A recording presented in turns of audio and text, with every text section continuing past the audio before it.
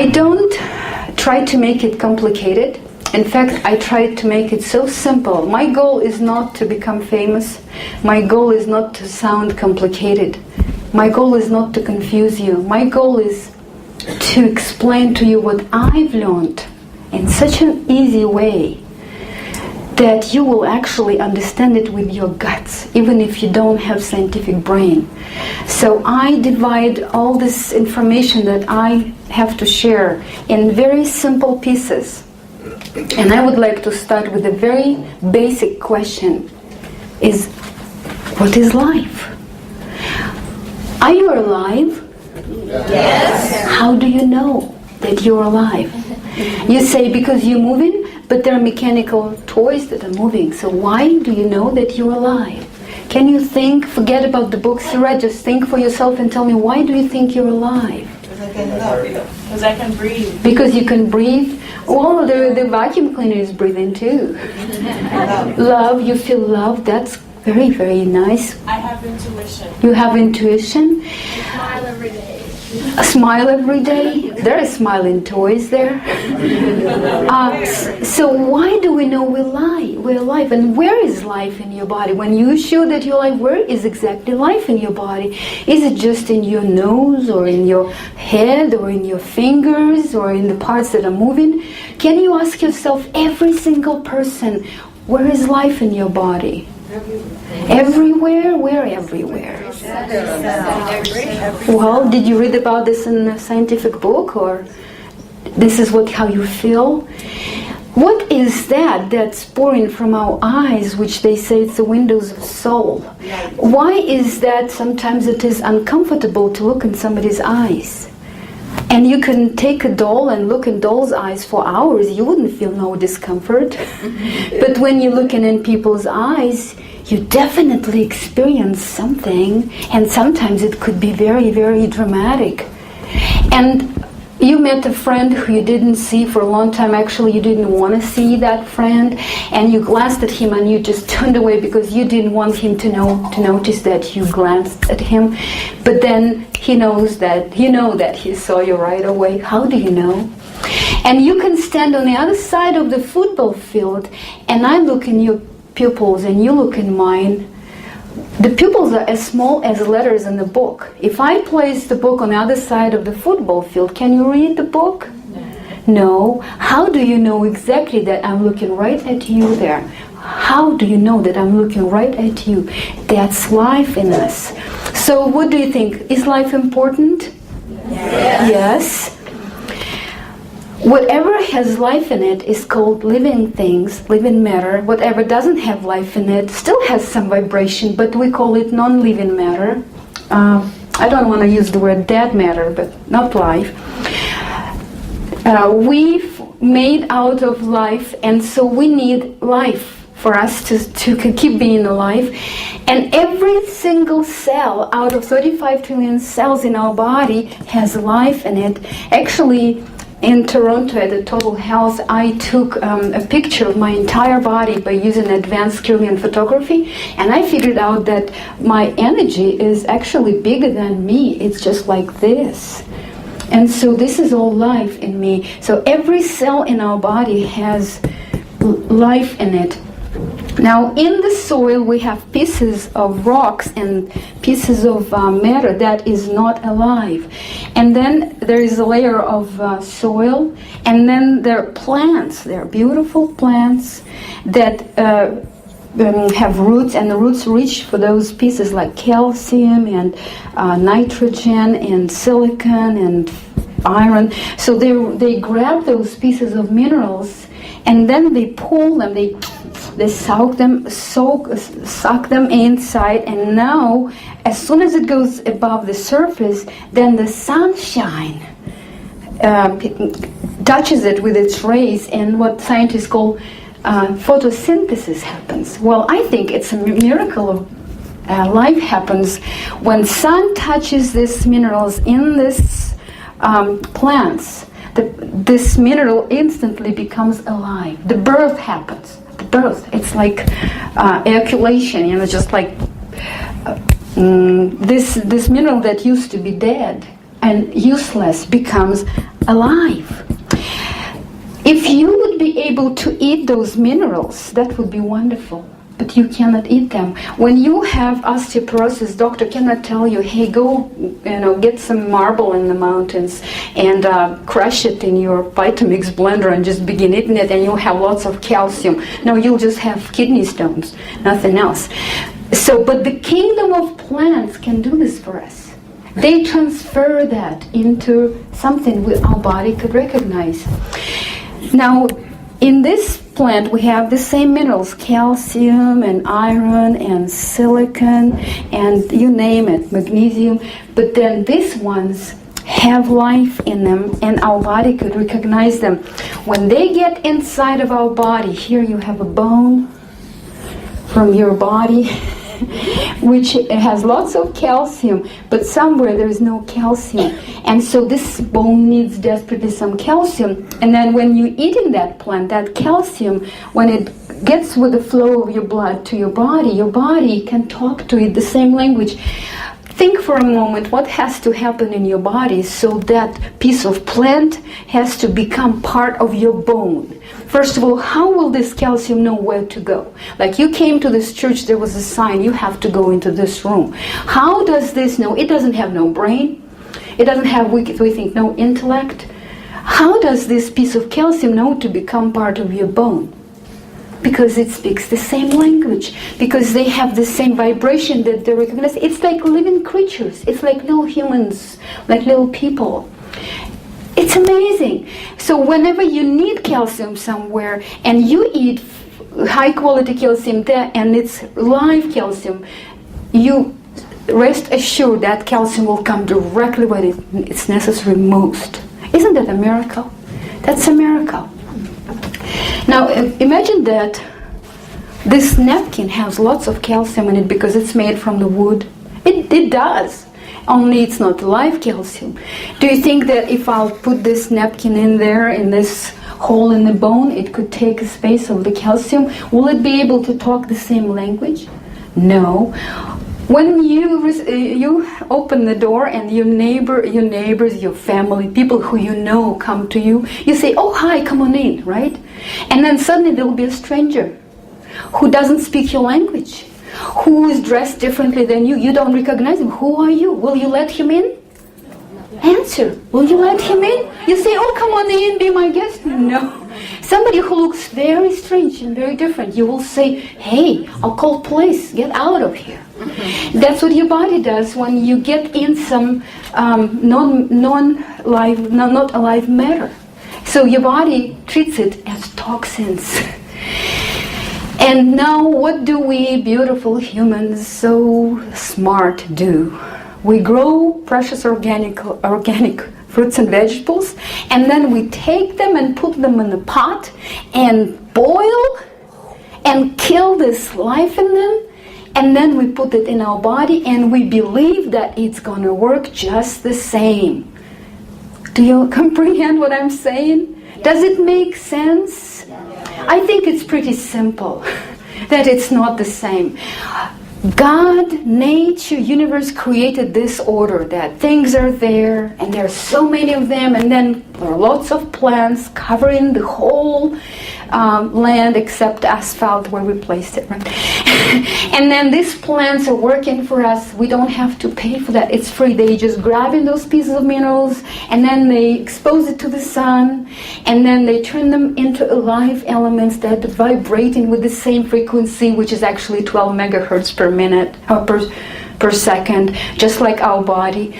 And so then we consume those fresh, crispy, whatever, fruits, vegetables, nuts and seeds, and our body has everything it needs, abundance. And then we die, we go back in the soil, and then there are more elements, and it's just like a circle of life.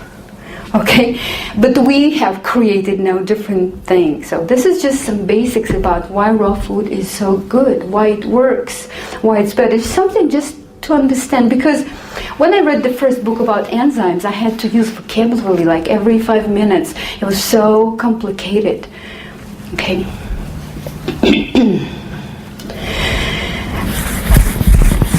Now the law of vital adjustment is very important.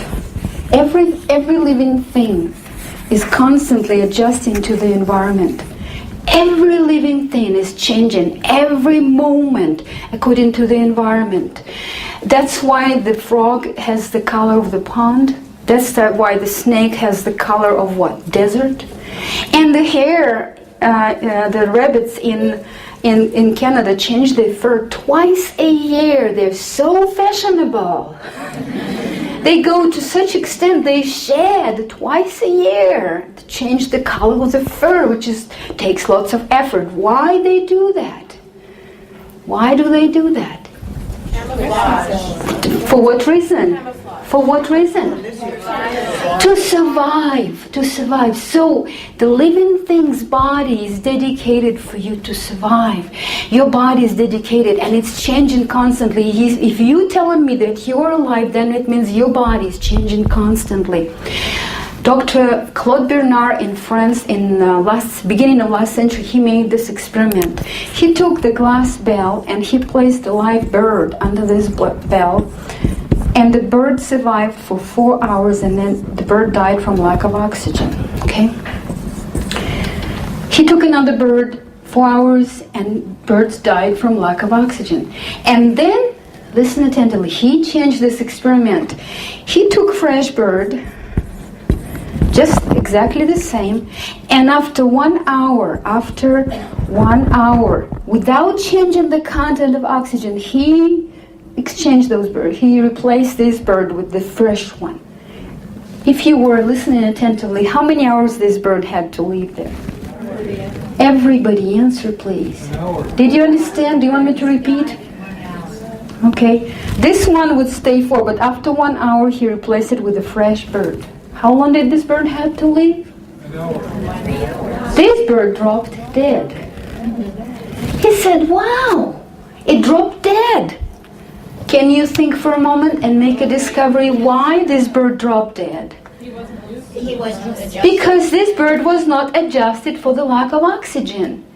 That is why if somebody's drinking 2 cups of vodka every day, back in Russia they do it like normally, then they say, well, look at us, we're so strong Russian men. When Americans come, they just drink 2 shots and they just under the table. Look, they're wimps. Is that true? No, their body's adjusted to drinking vodka. What does it mean, adjusted? Adjusted means with the less toxins, with the less negative effect. Adjusted. That's why smokers, they adjusted to smoking. They could smoke 2-3 packs of cigarettes a day, when the first cigarette is the most toxic in their life. Did you know that? And sometimes the second smoke is more toxic to those people around than to the smoker, because their body is completely covered with the mucus inside the lungs, and their blood, the heartbeat goes twice as fast, so the blood comes to the heart. So their body is adjusted so they could still live as long as it's possible. The body changes. That's why those who drink coffee, their body is adjusted to coffee. And we don't know everything what body does to adjust. We only know that when you drink coffee every morning, your body creates, let us call it anti-caffeine, some substance that lowers your blood pressure. The substance that neutralizes the caffeine, anti-caffeine. And one day you decided you're going to quit, or maybe you just ran out of coffee, or maybe you didn't have time and you didn't drink coffee. You know what happens? Your blood pressure becomes so low you have headache. How many of you practiced and had this once in your life? Okay, you know that you'll have headache, and the only thing that's going to help is a little bit of caffeine, either black tea or coffee. Sooner or later you have it. But then if you continue not to drink coffee 3 days, 4 days, then your body does what? Adjusts to not drinking coffee. And then how many of you quit drinking coffee? Just fine. Yeah, just 3-4 days and no headache. Right? So your body is constantly adjusting. Now how does the body adjust to cooked food? The body has to adjust to cooked food. At what age? Somewhere at 6 months old, the body has to adjust. We don't know everything that body does, but I know two things. First of all, body creates the mucoid plug, which is a mucous lining, which is goes along the entire digestive tract, which is 55 feet long. 55 feet long. It's like a rubbery hose. It's a black color that covers, or maybe dark green color, covers the entire digestive tract. There is a Rise and Shine cleanse created by Dr. Richard Anderson. When people take this cleanse for a month, they pass 55 feet long rubbery hose. How many of you heard of that? Yeah, maybe even did it. Well, the good news is when you go on raw food, it dissolves and you don't even have to do the cleanse. Isn't it good? Well, don't think that you need to get rid of that because it's yucky stuff and you don't want it there. Because it is what? It is your protection from absorption of toxins from cooked food. Your body is really doing a great thing to protect you from cooked food. I couldn't understand in the beginning when I went on raw food. And we've almost 10 years ago, January 21st, and then on my birthday, July 25, we decided to celebrate being 6 months 100% raw. Being a good girl and good boy, me and my husband went to Red Lobster to celebrate. And I told in the beginning, it was just everything was good and food was so good. I said, Igor, it's going to be my best birthday ever. But before long, we started to feel so sick, and I felt cramps in my jaw, and all my inside was hurting, and he was hurting too. And next morning, we were just out of shape. And I was thinking, why in the world I feel so bad? I'm supposed to become younger from raw food. 6 months ago, I was able to eat the whole pizza by myself, and I didn't hurt that much. And now raw food made me hurt. I thought, well, raw food is not really as good. Now I understand is because my body readjusted. Then I started to think, well, if cooked food is so bad, why not everybody else is dying from eating that Red Lobster every day? They're supposed to be, according to my calculation, dead a long time ago. And I see my neighbor barbecuing every evening and drinking a case of beer, and he has pink chicks and sometimes have good mood. And I was asking those questions and I didn't comprehend what's going on. Now I understand. His body adjusted. Well, of course, at the age of 40, we begin to fall apart. Unless you really do something in your life different. We begin to need glasses, our hair suddenly, we need to dye hair, and then we just begin to get old. All kinds of pills, all kinds of doctors, antidepressants, glasses and whatever, vitamins. But other than that, the body is dedicated and devoted for your well-being. 10 years ago, I was very unhappy with my body. I was talking to myself, I was thinking, why do I feel so, why am I so unlucky? Why did I get such a poor body? Did you see my picture 10 years ago? How many of you seen that? Yeah, you have to look at that. Then you realize that I'm really cute. Today. Because then, well, it's in this book. I'm afraid to come closer to that because it's going to squeak. The Raw Family book, there is my picture. It's one of my best pictures because the bad pictures I destroyed on the spot. And even so, 120 pounds bigger than now and really, really ugly. And I was thinking, why did I get such an ugly, smelly body? And that anytime I eat a little bit, I'll gain weight. All my girlfriends eat pizzas and cakes and they don't gain weight, and I gain right away, and I have pimples and headaches and all kinds of pain in my body and dysfunctions and depression. And then something happened. I didn't go to the store. I didn't go to Big Carrot and didn't buy myself a new body. This is the same body. Do you understand that this is the same body? But I like it so much now. I love it. I love this body. It has so much energy and it always is working for me. It's always doing such a good job for me. You cannot imagine how much I work these days. My friends think it's insane. Average, I drive 300 miles a day, and every single day I teach a big class. And then I have family, I publish books, and sometimes I sleep for 4 or 5 hours per night, weeks and weeks. I cannot imagine. I never get sick. I don't have health insurance. I don't have any gray hair. My eyes are 20/10. It's the same body. So who changed? What changed? My behavior changed. My behavior. So that means that even 20 years ago, my body was eager to change. Do you understand that? That my body was eager. Even 30 years ago, it was so eager to be healthy and cute.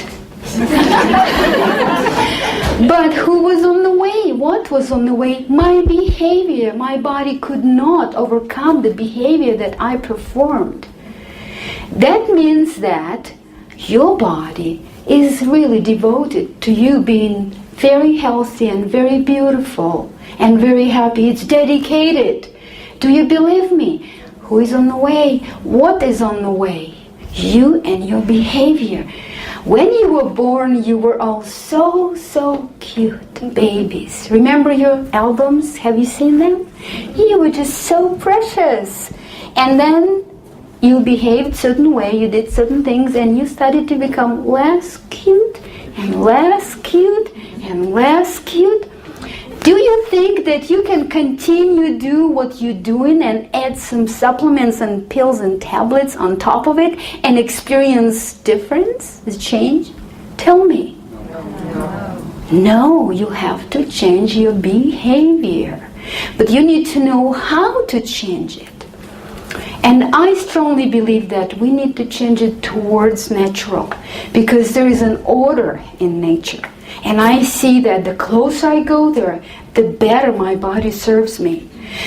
Unfortunately, we have been conditioned in a certain way. This program, scientifically based, has been placed in our head, and it's so hard for us to get away from that program. It's just sitting there and we're like hypnotized. Whatever doesn't sound like that program, we reject.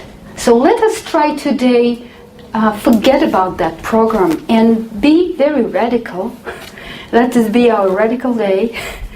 And think for ourselves and see clearly. Clearly means have your own opinion, your own point of view, what's going on. And maybe we'll discover a totally different thing. And it will be now so easy for you to know what to do to feel better. Do you want to feel better? Yes. Only half people want to feel better? Do you want to feel better? Yes. So what do you need to do? Change behavior. And wonderful. So you want to know how to change behavior. Let's see. The law of vital adjustment works whether you know about this or not. There are human laws and there are universal laws. The human laws, you can break and get away with it. Like you can speed 5 miles faster and policemen wouldn't see you. I don't say that you have to do, but it's possible. You can hide from IRS $10. That's possible. But universal laws, no matter how much you hide in your cupboards, no matter how you wrap your wraps from candy and don't show anybody, the universal laws, they work no matter who sees you or not. And they're gonna hurt you if you deserve it. That's the universal laws. You cannot really escape. So how does it work? When we're born, we have this beautiful body, and we have lungs, very beautiful organ for breathing. And many people think that to breathe is just to get air in lungs and that's enough. Is it just enough when you breathe just to get your air in lungs, in and out, in and out? No, what's necessary? That it's necessary that your body do that your body takes out of lungs this air and somehow get it to every one of 35 trillion cells every moment, and then collect it back and brings it to lungs. Do you think it's pretty hard job? Wow, it's 24 hours a day. That's lungs, okay? Now when we're born, we have clean lungs, empty, beautiful, the color of lips inside, a light pink color. And then when we begin to eat cooked food, then the whole picture changes. When we begin to eat cooked food, it usually involves dairy and cooked carbohydrates. Those are the most mucus-forming foods. Then the body begins to create mucus in order to grab infection or dust or anything, grab it together. And so the mucus begins to accumulate in lungs. So baby is 6 months old. Have you seen babies who just breathe like this? Have you heard babies like this? If you see any babies around, put your ear to their chest and listen. They have already mucus in their bronchs, in their trachea, in their throat, in their lungs. And poor children, they will have to go through cleanse. How does it happen? When there is a chance, the body will try to throw it out. What is the chance? What is the chance? Sickness. What is the chance? It's when the body is very energetic, when the body has extra energy. When does it happen? On vacation! When the baby was swimming in the ocean, was sleeping outside, eating lots of fruits, has lots of energy, and was walking along the beach, we blame it on the wet hair. Say, I told you don't stay too long in the ocean. No, that's because there is extra energy, and then the body decides, hey, I think I could do it now. When sometimes you rest, you look at your house, you say, oh, I think I'm going to do a cleanup now. I have enough energy. So that's how the body does. They say, the body doesn't like that mucus in the body. It doesn't like it in lungs. Lungs supposed to breathe, not to have this mucus there. And so the body begins to move this mucus. And the baby has runny nose. Tell me honestly, do you appreciate that? When the body throws away, do you appreciate that honestly? Always they say, oh, how good, it's working. Oh, my precious baby, its body is so wonderful, it's getting mucus out. No. In some countries, I've been to Bahamas, Jamaica, Costa Rica, I've seen Russian gypsy children, they always have runny nose. And their parents, I was so annoyed by them, they never pay no attention. I said, what barbars? They don't pay no attention to children having runny nose.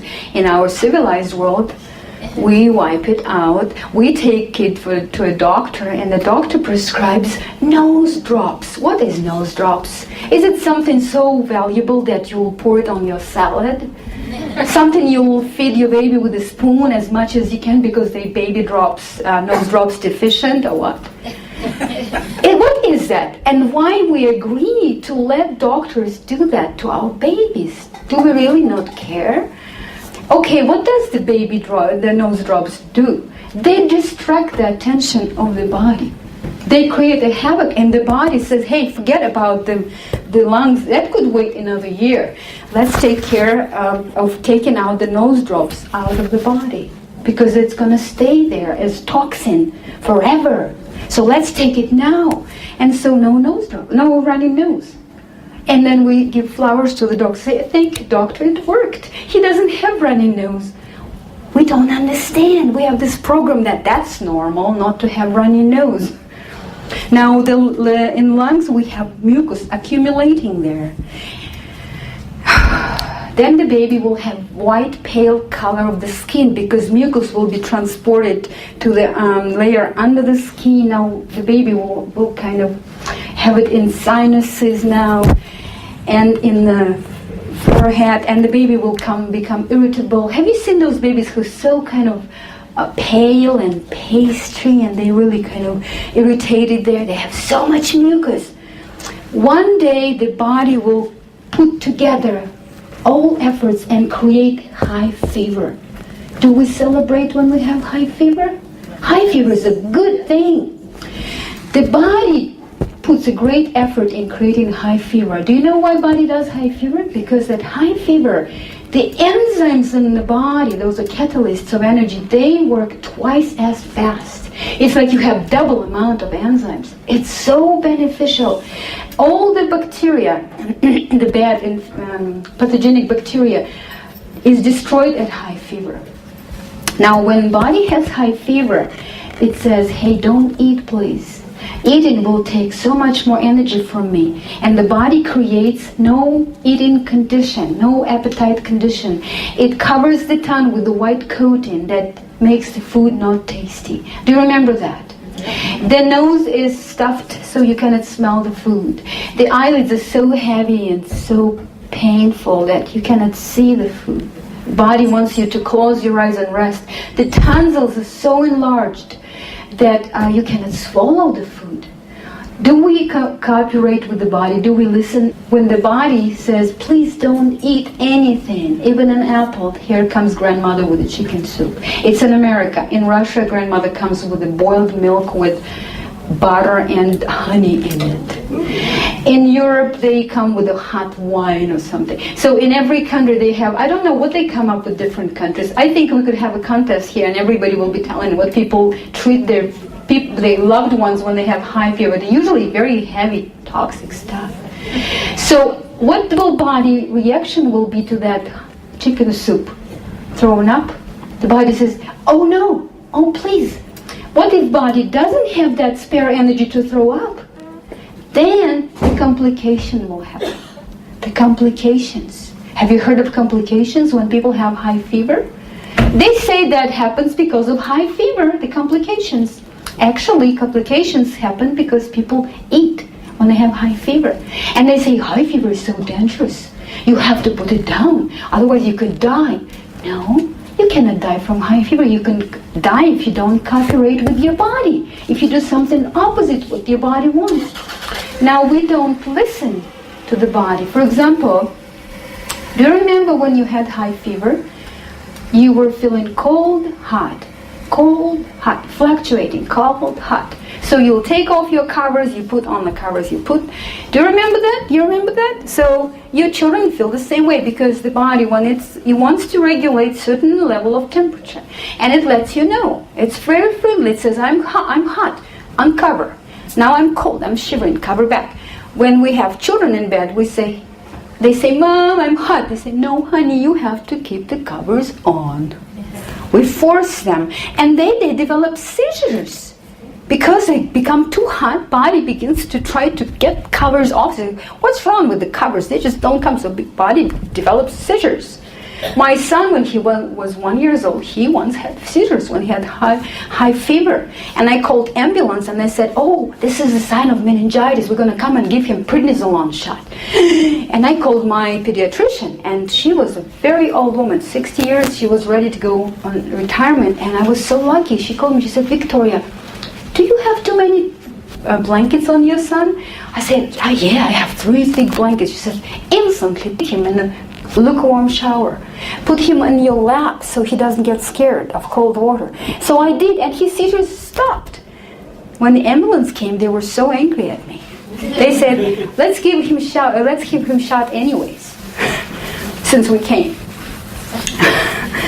So what do we do when somebody has high fever? We treat him with aspirin, salicylic acid. You know, salicylic acid is the toxic poison.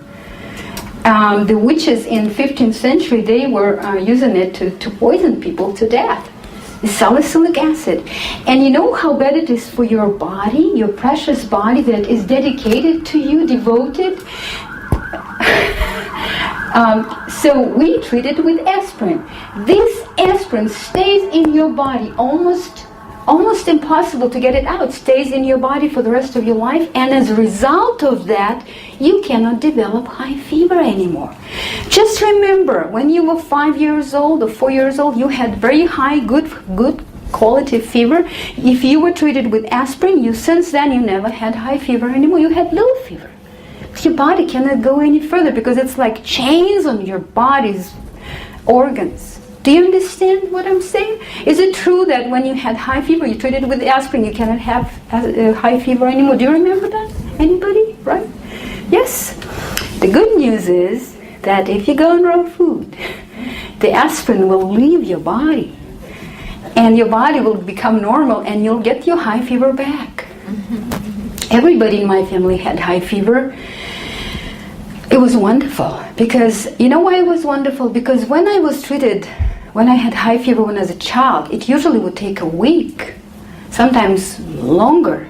And then I would feel weak long time after that. They wouldn't even let me go to the gym. Now when we were on raw food diet and I had fever, it only lasted 6 hours because I was cooperating with the body. I stopped eating right away. I gave myself an enema. I stayed in bed.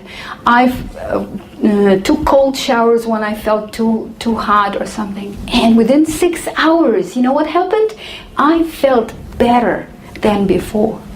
The high fever only lasted as long as it needed to last. Can you guess what's my favorite animal? My favorite animal in the world is bacteria. I'm dedicated to research and support and whatever it takes, promotion of bacteria, because we totally misguided and misunderstanding what is this all about. Bacteria's job is to recycle on that planet, I think. Recycling. Bacteria can recycle something that none of us, none of you, none of me could recycle. It recycles dead living things back into the soil. Can any of you recycle dead mouse into the soil without bacteria?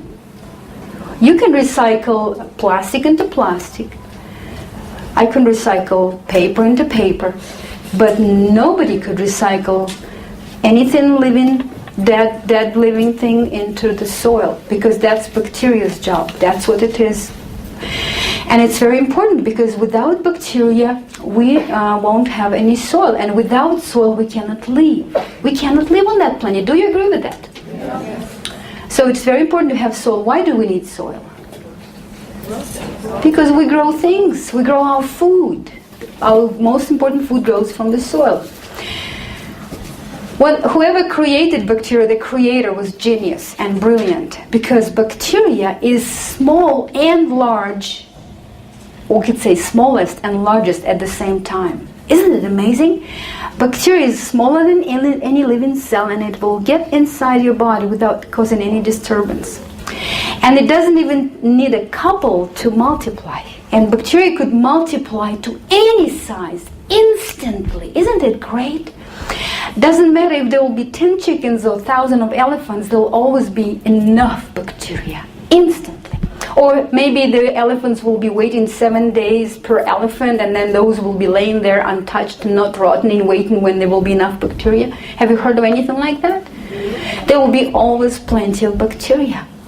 And then when the protein will be over, there will not be bacteria wandering around. They will go back in the soil and wait there patiently. Great.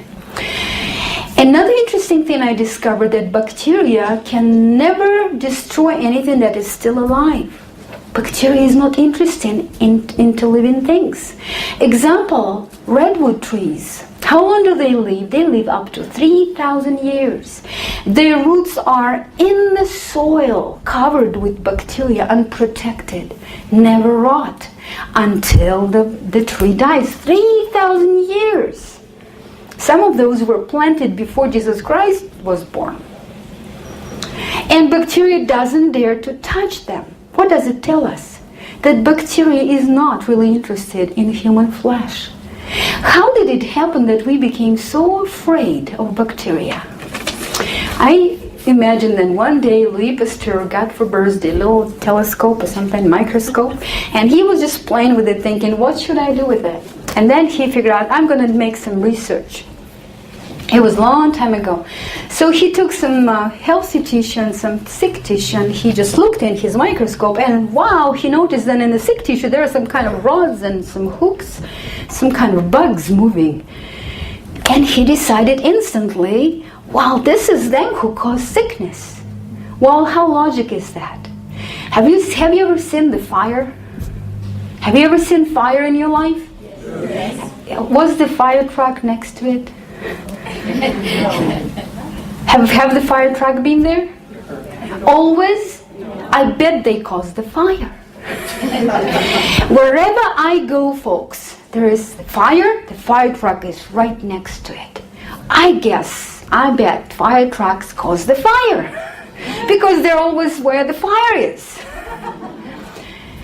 When Louis Pasteur expressed that, certain people benefited monetarily right away from creating that kind of fear. And they started to plant this fear in everybody's heads. And if people even didn't believe in that, they thought, what if? I don't want to take a chance when talking about my baby. Ooh. And they started to take certain precautions. On the deathbed, Louis Pasteur said, hey, somebody, come to me with a notebook and a pen. I have something important to disclose. And he said, I was wrong. I was mistaken. It's not bacteria that causes disease.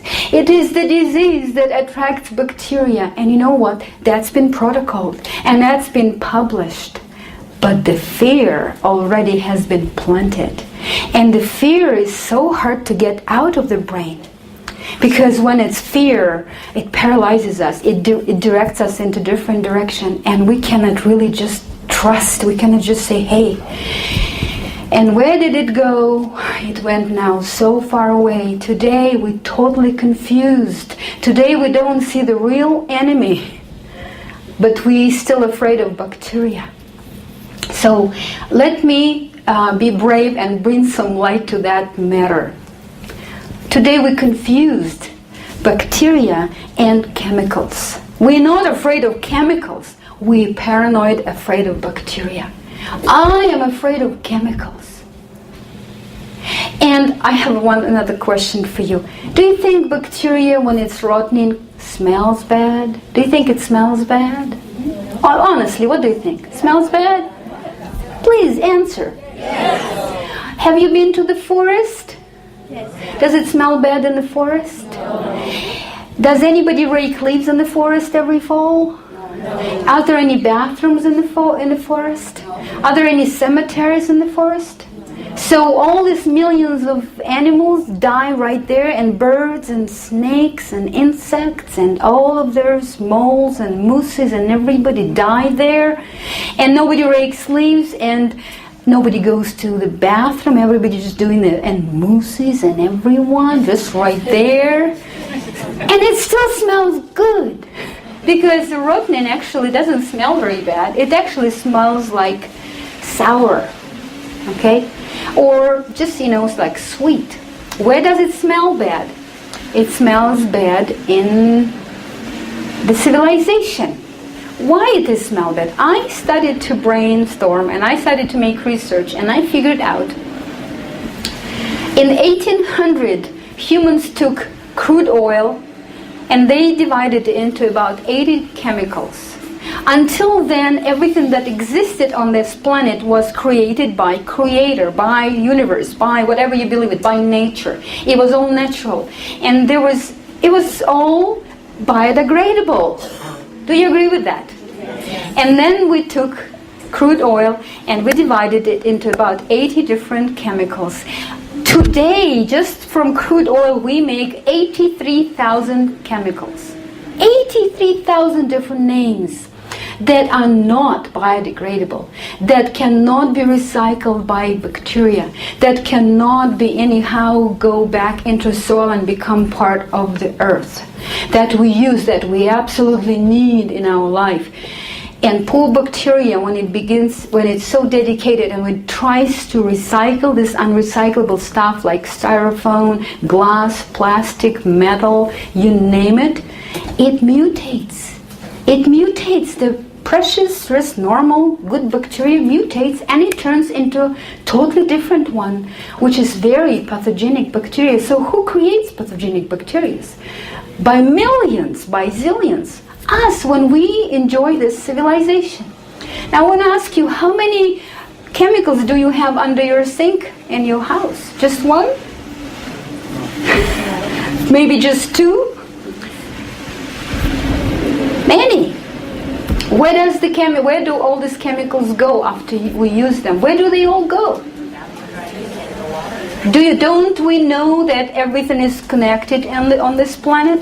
Recently they took the blood test from a newborn polar bear near the polar circle, and they found 62 chemicals into newborn blood of polar bear. Where did they come from? Nobody went and sprayed there. How many our newborn babies have when we live right here? Now, the soap. That's a big issue, the soap. They say you have to wash your hands with the soap. So what is soap? What it does? Can you imagine how brave I have to be in order to discuss that in front of people? Well, first let me tell you, I didn't wash my body with soap for 6 years now. Never, even once, for 6 years. Okay? And I don't smell. Well, rarely I wash my hands with a soap. And I'll tell you why. I did research, and God bless the internet. I went into internet and I found an article dated 1812 in Russian magazine. It said, Eureka, French people created rose water. In 1812, create rose water. That was the first predecessor of soap. It was just the water, a few drops of rose in it. That's the first soap. What was the reason? The reason was not to antibacterial. The reason was to smell good. And then they started to develop, but some people figure out when you plant fear in somebody's head, they will buy much more. They will buy it for every family. I went ahead and I read how the Tsar family were washing their linens. They would take their linens to the Moskva River, and they would choose the nice looking girls, and they will make them beat these linens or put lots of clay on linens and sheets, and they'll beat them with round sticks and sing. They had to sing a love song loudly, and then maybe they do it for an hour, then they wash it in the river and then hang out to wind dry, and that's the Tsar will sleep on that. No bleach, no chemicals. So if you ever sleep on things like that, you sleep like a Tsar. There are several very wonderful books right now published about natural bacteria that we all have, as all living things have. If you don't use soap, then you have very good bacteria covering your entire body. That's protective bacteria, like acidophilus, bifidum, like good bacteria, very healthy. It's healthy to have this bacteria because this bacteria is there on guard and it will not let any pathogenic bacteria get inside your body. You don't want pathogenic bacteria get inside. But the best protection is your own good bacteria that covers your body. The soap instantly destroys it, opens the gates, and you cannot stop it because you never know. Now we're so afraid of bathrooms, and I've seen women doing that. They go around and just doing that. Now can you tell me what's the difference between bathroom door and the handle on the cart in the store and the door, any handle of any door in the church, in the store, in your house, in hotel, in a restaurant? Is there any difference? I would think the only difference is the door in the bathroom has more chemicals on it. How do I wash my hands? I just wash them for a long time in lots of water. I read how people washed their hands before they had soap, before they invented soap. They were washing it with dirt, with clay, with sand. In India, they wash it with ash. And in different countries, clay. And I tried to even wash my hair and my body with the dirt when I was in the wilderness. You know, my family, we lived for 6 months in the wilderness. And it was the best, but it will clog the sink, so I cannot do it at home. So whenever I wash my hands, I make sure I wash it long time. If I want to conserve water, I'll put it in the bowl, and like in old times, I wash it long time in the bowl. And I feel that my hands are very clean. And I love my hands. They're so soft. And just, I can feel a lot with my hands. Okay, now you'll say, Victoria, we're afraid of disease.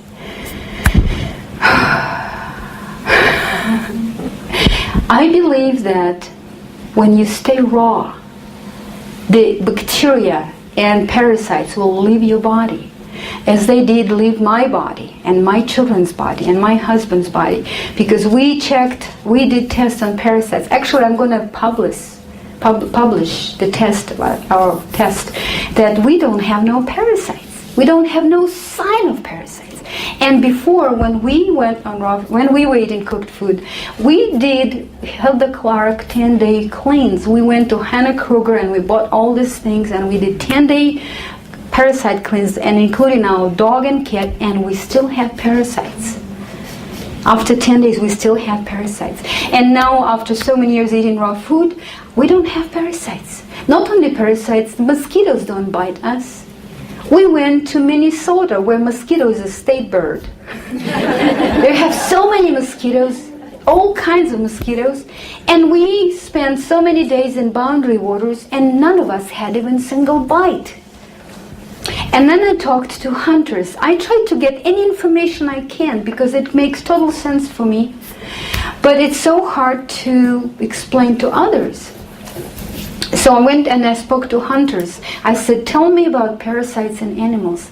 And they all told me the same thing. They say, if we go 6 hours deep in the forest and we kill elk, deer, any animal there, we open it up, there's no parasites in that animal. If we go 1 hour in the forest, the deer who still eats from our lawns that we spray, the deer that eats from our dumpsters, they have parasites in the brain, parasites in the heart, parasites in the liver, parasites in the intestines. Now, I don't believe that parasites are eating our body. They just, what are they doing there? They're scavengers. They're not eating your liver. They just staying in your liver because that's where we have toxins. They're sitting there eating toxins. Well, they have their own waste, of course, but when you don't have any leftovers, they will just leave with the, excuse my language, with the first train. They'll leave out. Okay? Take the mushroom parasite. It only could grow on a stump or on a dying tree, on an old tree. You cannot imagine, beautiful, you just plant a new tree in your garden or in your backyard and it will have mushroom? No. The parasites could only live on something that already half decayed. And mistletoe, they only grow along the highway, on the trees that are so weakened by highway, or in the dump area where trees are half suffocated. The healthy trees, when they thinned and they really have enough sunshine, they could never have any of that. So, interesting. I went ahead and I asked some other people who eat raw food, do they have anything special about soap? And I found out that many of our raw food teachers don't use soap or shampoo anymore. I don't use any shampoo already for 6 years. Well, a woman in British Columbia, she taught me how to make raw shampoo. It's flaxseed and water. You take half and half flaxseed and water, you soak it overnight, and then in the morning blend it in the blender, and that's your shampoo. It even makes little bubbles. It cleans the hair really, really fine. And it's the best shaving cream. Of course, it spoils in 3 days. Знаешь, когда жужжишь, мне очень слышно сильно, когда блендером. And well, you just have to take to make another one, but it only takes 30 seconds to make. Okay. Well, people trying to use soap to kill bacteria every day. Well, do you want me to tell you the most ironic thing? That many of the soaps don't have anything in them that actually kills bacteria. If you read the ingredients of the soap, very often, and I'm really thankful for that, there are some soaps have just 3 ingredients. Vegetable glycerin, that doesn't kill bacteria. Beeswax, doesn't kill bacteria. And aromatic part. Something aromatic, some essential oils, don't kill bacteria. So, but they make lots of bubbles. Well, I think that's something that saves our skin and ability to protect. Does it make sense? When you come into the restaurant with your children and the waitress in front of you is spraying Windex on the table, and then let it air dry, do you appreciate that? That she is hoping to get more tips from you. She's so making it clean. Clean in our understanding today means lots of chemicals. I don't like it. Once I had a chance to watch how they wash popcorns in a movie theater.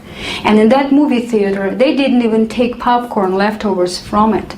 They just moved it with a piece of plastic to one side, sprayed it with toilet cleaner, and then wiped it with lots of paper towels to make it sparkling clean, then moved it back and did the same with the second half. That's modern civilized society. No bacteria. Every bottle of Lysol says there instantly kills 99.9% bacteria. Is this the enemy? We need to really rethink that. The enemy is chemicals. Chemicals will destroy us. For sure it will destroy our children and our unborn children. But bacteria will stay. We will die, but bacteria will survive. God created it so powerful and so able to mutate that it will continue. And so I really like bacteria. I think bacteria is not its fault. It's we created this artificial fear. Does it make sense? Yes. Well, I know that it's theoretical, and I don't expect you to overnight stop using soap. First, you maybe need to go on raw food and kind of get your intestines cleaner, your inside cleaner, and then maybe you will feel more safe. But you could do some steps. At least you could begin to use more biodegradable soaps in your household. Okay, and baking soda and hydrogen peroxide for washing some of your vegetables, or just not too many chemicals. Okay, thank you. When we went on raw food, my children, they were the first one who applied intuition to figure out what to eat. I was just going kind of from my head, actually directly from my head. And then Sergey was the first one who would go around bravely and grab different fruits that I didn't even know names of, and he would bring them home, and some of them later will figure out that you have to cook to eat because they've come from some different country and nobody knows what their name is. But then some of them tasted pretty good, and pretty soon he found out that he loves mangoes. Those are expensive, and he would make me buy them to him every day. And then I started to buy them by the case, but I saw that he would eat the whole thing with the skin, and then he will lick the bone from the pit. And then he figured out he loves blueberries. So he would always ask for mangoes and blueberries. He became mango boy. And then Valia, she didn't care for mangoes. She didn't care for blueberries. She fell in love with figs. All kinds of figs, also very expensive figs and olives. This 8-year-old girl would have on a windowsill gallon jars of cured olives. She was cure them with lye, with sea salt, with baking soda. She constantly dehydrate them and soak them again. And she was able to eat olives right from under the tree without even being cured. And she said, oh, they're so good, they're not bitter at all. We were so lucky as a family because after 3 months on being raw, we met Dr. Bernard Jensen. He invited my husband to give him massages, and so we could communicate with him just as much as we wanted. And Bernard Jensen, he already died at the age of 94. He was a genius nutritionist, very noble man. I just loved that man so much. And I asked him, first time we met, I said, Dr. Jensen, can you tell me what should I feed my son, Sergey, who was diagnosed with juvenile diabetes? And Dr. Jensen looked in his books, and he pretty quickly said, well, for sure you have to give him more mangoes because mangoes restore the pancreas. And also feed him as much blueberries as you can because blueberries naturally reduce blood sugar. I said, Dr. Jensen, I'm amazed. That's what he's always asking for. He said, well, that's normal. He's just following his natural craving. And then I said, Dr. Jensen, what should I feed my daughter who was diagnosed with asthma and allergies? He said, oh, if she has asthma, give her more figs. Figs restore their respiratory system. They nurture respiratory system. And also feed her lots of olives because they help to liquefy and take out the mucus. I said, Dr. Jensen, that's what she's always asking for. And he said, well, she's following her natural cravings. And then Dr. Jensen looked at me and he said, my dear, tell me, what do you crave? I said, Dr. Jensen, I don't eat what I crave. I eat what's on sale. So I usually eat bananas. And Dr. Jensen was the first one in my life who told me this is so wrong. You cannot do that. Your body is your temple. Imagine you building a beautiful temple or even just a house, and your contractor is coming to you and says, Victoria, I need 42 by 4s and they have to be 12 feet long. Can you tell him, hey, the windows are on sale? Oh, how about copper conduits instead? He will not build a house. He'll build a crooked house for you. So I started to keep this in mind, and when I went back to the store, I was standing there and I thought, what do I want? And my body proudly answered, coffee and donuts.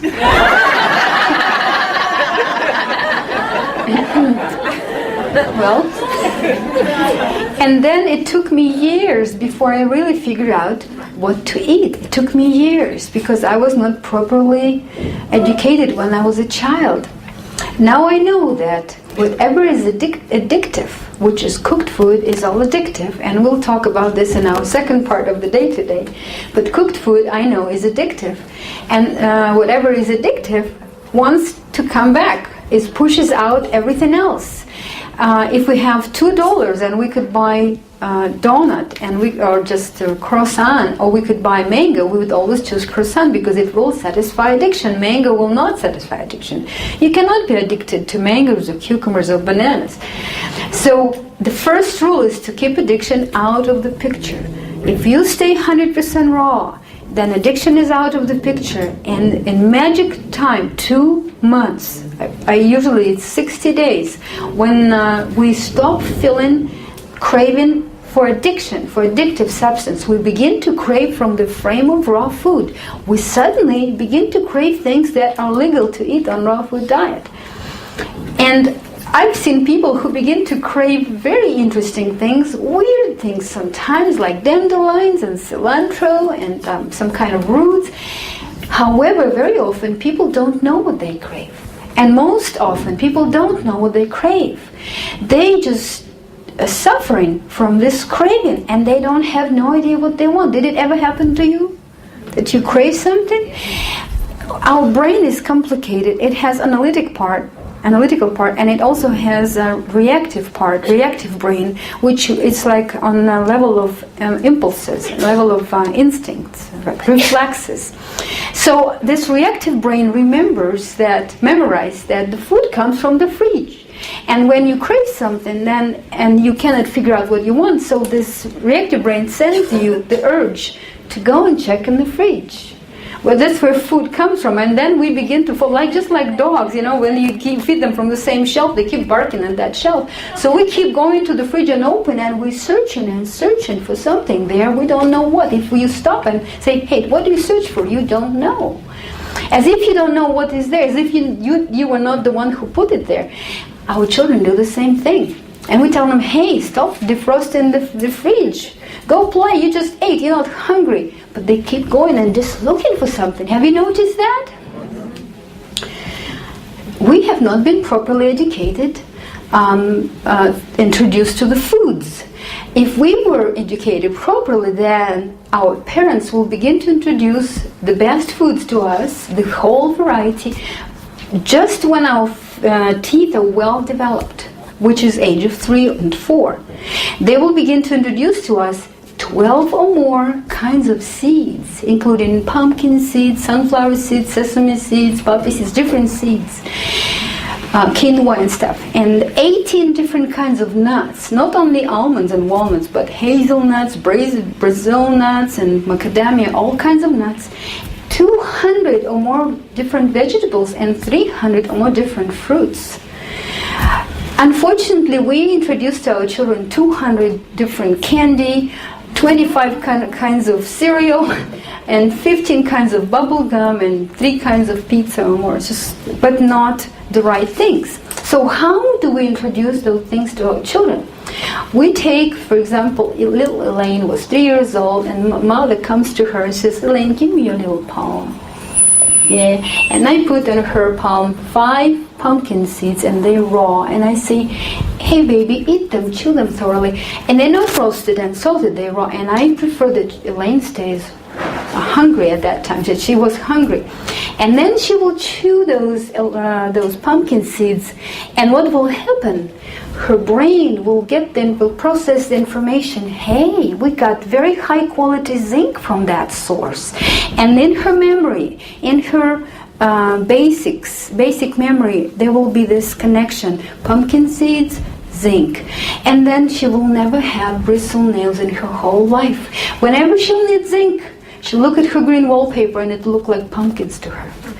She'll go to the store and from the corner of her eye she'll see that something is flashing at her. Oh, what is that in the corner? Oh, pumpkin seeds. Oh, I would love some pumpkin seeds. That will be completely intuitive.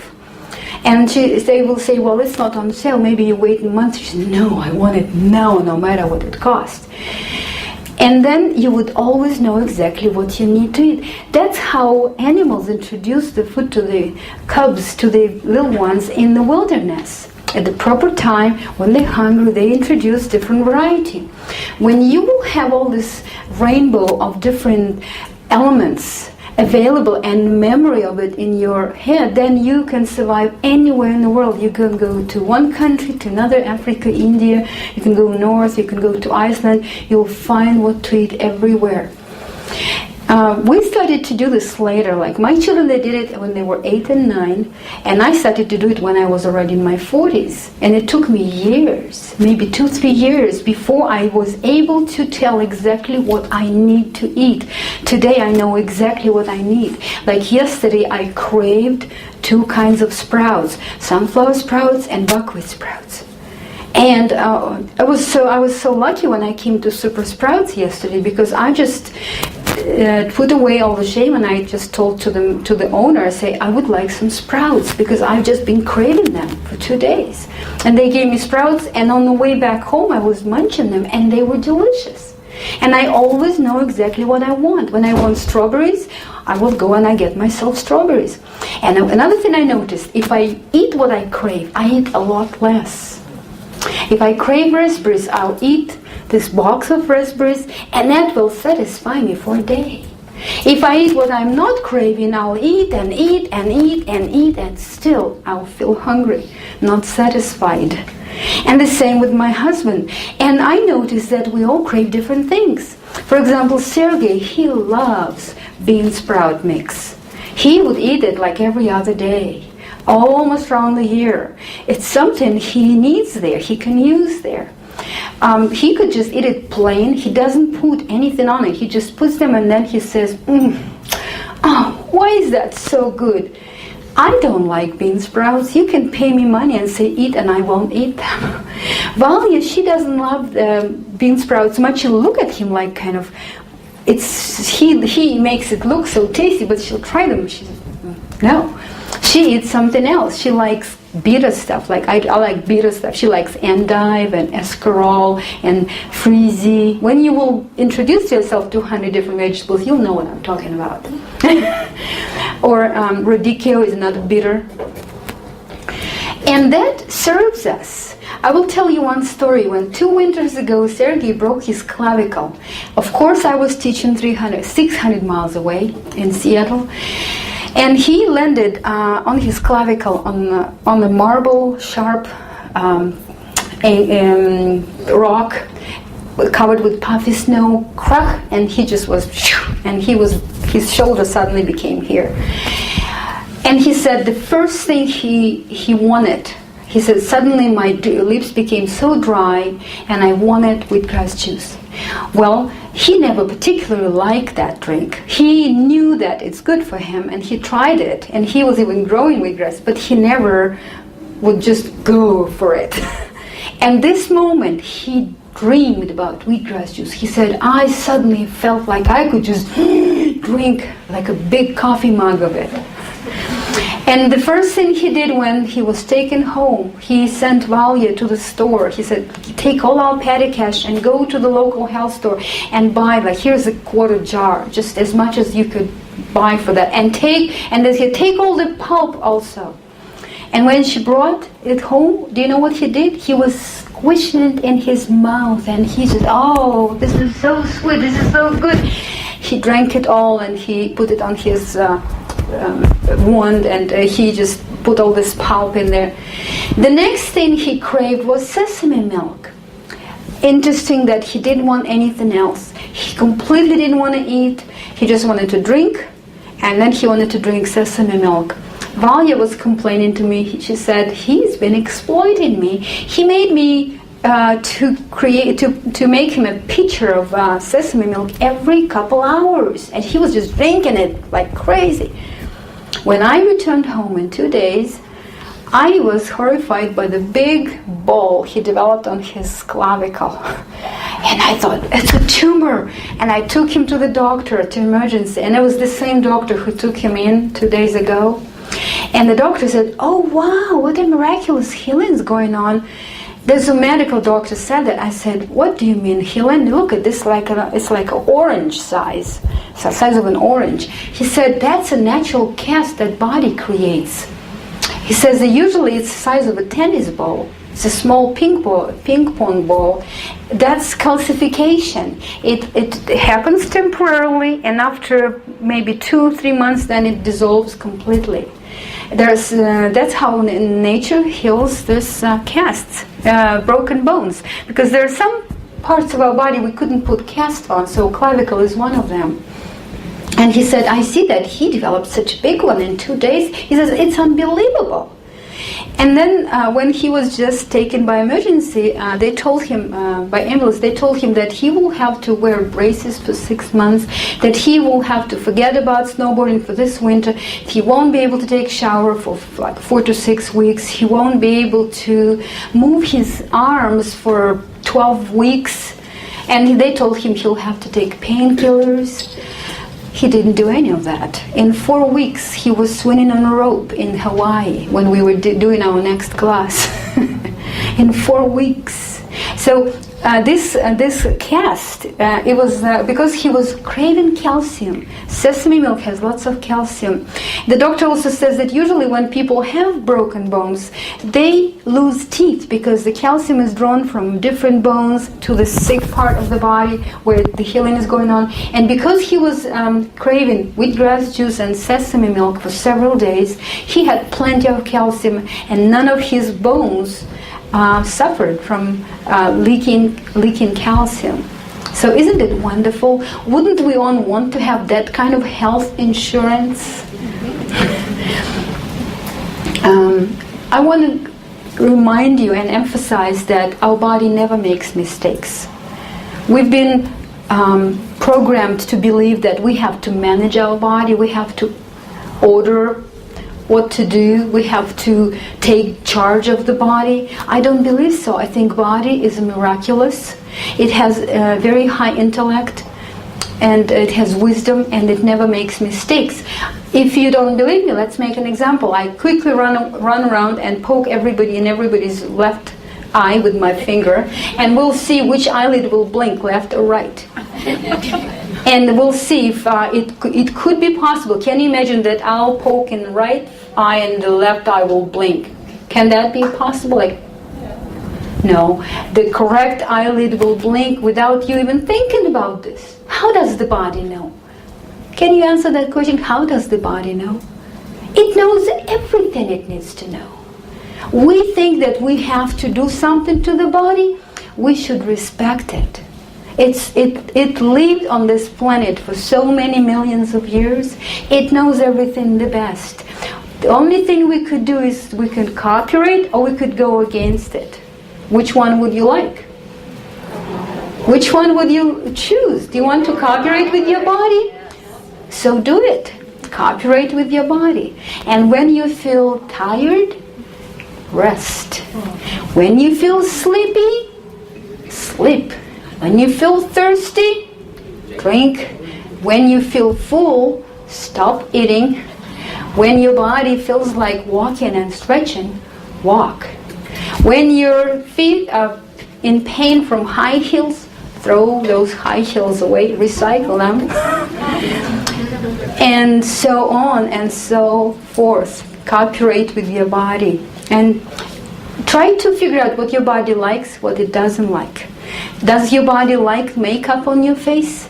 Does your body like the eyeglasses? Does your body likes everything you do?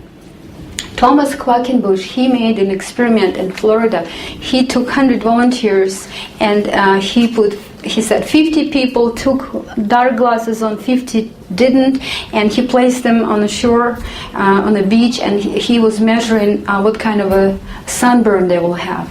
Those people who were wearing dark glasses had much more sunburn than those who didn't. And then he started to make research, and he found out that 99% of all the receptors that received the information about the density of the sun located around eyes. So when we cover those receptors, we send an incorrect message to our brain saying, hey, there's a twilight, relax. And when we don't, then these receptors become active, and then they send the impulse to our hormonal system and say, hey, we need to do some protection from sunburn. Yet we all think we're so smart by putting dark glasses on. Then when we keep all those dark glasses on, we begin to lack vitamin D. Tom Quackenbush, in his book Relearning to See, he states that we absorb most of vitamin D by this part of our body. And if it's always covered with glasses, either clear glasses or dark glasses, because clear glasses also have UV protection in them, we begin to develop lack of vitamin D. What is the sign of lack of vitamin D? Is irritability by the sunshine. When you have to squint, that means you already lack vitamin D, roughly. And then when you squint, then you want to wear more dark glasses, and then you're trapped in a vicious circle. I remember how I was always irritated by bright light or snow or sunshine, and then I would always have lines here. And then now when I learned this from Tom Quackenbush, I threw away all the dark glasses we had in my family, and I stopped wearing them no matter where I go. Whether I go to the equator or whether I go to the snow country, I don't wear dark glasses. And I don't have any more lines because I'm not irritated anymore by the sun. Now he also teaches about yawning, how important it is to yawn. He says when we're yawning, what happens is the bulb of the air goes up and it pushes on the pituitary gland, and it squeezes some hormone with tears in our eyes that protects our vision. When we suppress the yawning, we make our vision poorer.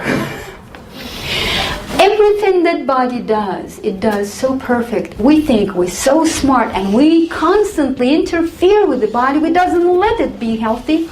We don't let our body to have good vision, good hearing. The hearing. When we live in big city, the body adjusts to the noise, and it becomes about 30% deaf from cars. Because cars are very noisy, but we don't notice how noisy they are because we have about 30% deafness when we live in a big city. If you ever spend 2 months in the woods, and you will gain 100% hearing, and then you will come to the car. When we lived for 2 months on the trail, and then we needed to go to the post office to pick up one of our mail drops that we sent to ourselves on the trail with the supplies, we asked a man to give us a ride, and when he turned on the truck, all 4 of us started to run away from the truck with the yelling. And the man thought this is a bomb or something, and he started to run away. And then he said, "What's wrong?" And we said, "Your car is so loud. We've never heard such a loud car." And then later we were just laughing because our hearing restored, and this car was scary. It was so stressful. And then we also were now in 2 months of not driving, the speed seemed much faster than it was, and he was driving barely 15-20 miles, and we just said, slower, slower, don't go that far. We were all having almost heart attack from him speeding. Because in the forest, in 2 months, we completely became normal. So we constantly live in this world, and our body adjusted to all of this radiation, pollution, electromagnetic waves, and stress, and yelling, and you name it. Glasses, makeup, chemicals, so many things. And we have to pay for every adjustment. We have to pay with our lifespan and health. Well, and the biggest of all is eating cooked food. So what my main message to you is that our body never makes mistakes, remember that. And if it doesn't behave how you would like it to behave, it means that you don't understand what's going on. But it doesn't mean that the body is stupid and it's just defective, or it's just genes bad or something. If you were born without that problem, then probably you can recover. At least whatever, 80% you can recover. Okay? And now I would like to talk about sleep. Because we could go to such a great extent and we could change our whole lifestyle dramatically and become raw, and still wouldn't feel good. So I want to talk to you how by just improving your sleeping conditions, you can dramatically improve your health. Whoever created us, Creator, was very, very, very genius. He predicted that we would try to abuse our body as much as we can. So he predicted that we would take drugs and alcohol and smoke and create stress and just plainly abuse our body. So he created a magical curse, which is sleep. He said, whatever you're doing forever, you will be cursed to sleep, to lay unconscious without be able to move for 8 hours every day for the rest of your life. You cannot smoke when you sleep, you cannot overeat when you sleep, you cannot drink when you sleep, you cannot take drugs, you cannot watch TV, you cannot do anything. You have to sleep every day. And why did he do that? Because he cared for us. He said, no matter what you do in the daytime, when you sleep, you will heal. I will enable your body to heal you, to heal itself like a best surgeon in the world. And so when we sleep in, we're healing. And if you sleep in properly, then you could almost completely recover from whatever you do in the daytime. But do we sleep properly? I found that we don't. Well, number one, our body is vibrating with a certain frequency, which is about 12 megahertz per minute, 12 megahertz per second, which is it's a very, very slow. It's love. It's from David Icke. I read it from David Icke. The same frequency, trees, the nature, animals, 12 megahertz. That's why when we hug the trees, we slowly begin to vibrate with the same frequency and we come down. When we're in stress, it's 40. When we're stressed, and usually when we act at work or in traffic, it's 40. When we watch TV, instantly 40. Then you feel unsafe and you want to protect yourself. You feel like scared. Anybody could do anything, harm to me. But when it's 12, you feel one with everybody. You relax. You don't expect anybody to jump and do something to you. When you sleep, it of course has to be 12 in order for you to heal. Do you understand that? That's when body could reach homeostasis. This natural balance when everything becomes healing and normal. And here is, we put this alarm clock next to our head, which is vibrating with 250 megahertz. And do we realize we have to remember that our body is not over right here. It has this energy, and the whole field is vibrating with 12 megahertz. And if we have this alarm clock right next, electrical alarm clock right next to the head, which is vibrating like very, very fast, does it let your body heal? No, it destroys the whole healing. How many of you have alarm clock next to your head? Honestly, thank you, bravely, wonderful. And some people don't have time, they're so busy, they don't have time to turn off the computer in the bedroom. How many of you have it? Computer in your bedroom, and a music station, that TV that has huge, it has minimum 6 meters. And if it's on, if you plug it off, that's fine. But if it's on, you just were watching and you fell asleep, and it's still it's quiet, but it's making you vibrate differently. And there could be the wall here. There could be wall, and here's kitchen, and maybe neighbor's kitchen, and there's microwave in the kitchen, which is another 6 meters. And you don't know, but it's like 650 megahertz. It's very high.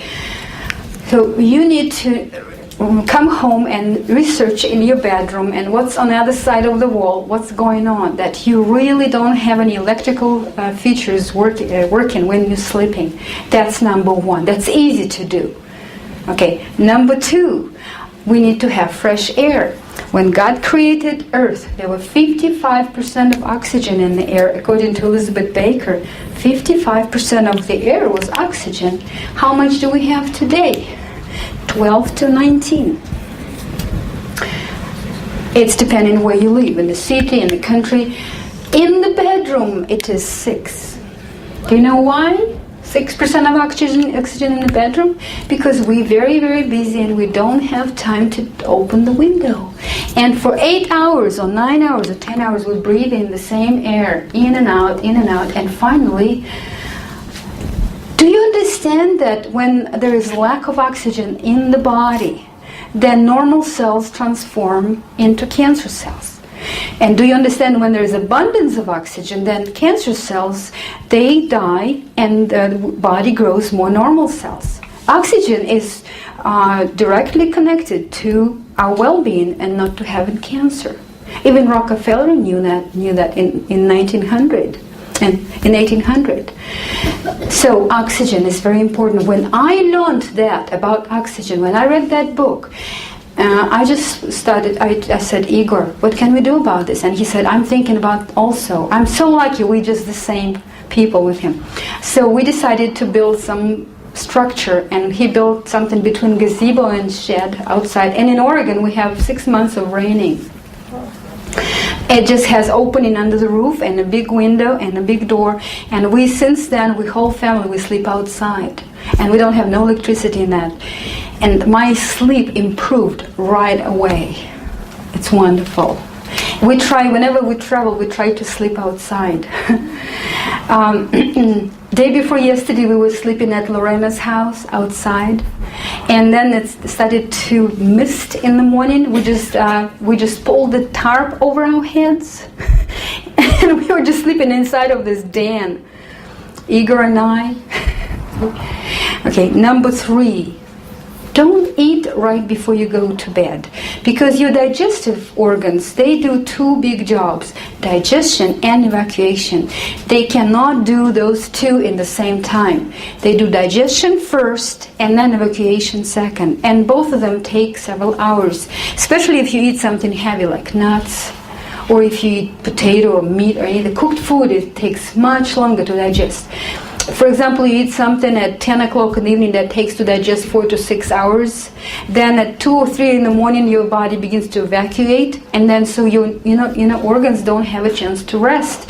Maybe they didn't even finish evacuating this to the lower parts of the intestines by the time you wake up. Then you will wake up not rested because you didn't really rest, and your face will be swollen and you will have heavy head. So try to eat something light before you go to bed, and eat it enough time before so it digests it before you go to bed. Like if you want to eat some fruits at 6 o'clock, that's good, and then they'll be digested by 9. Number 4, you need to sleep at night. The graveyard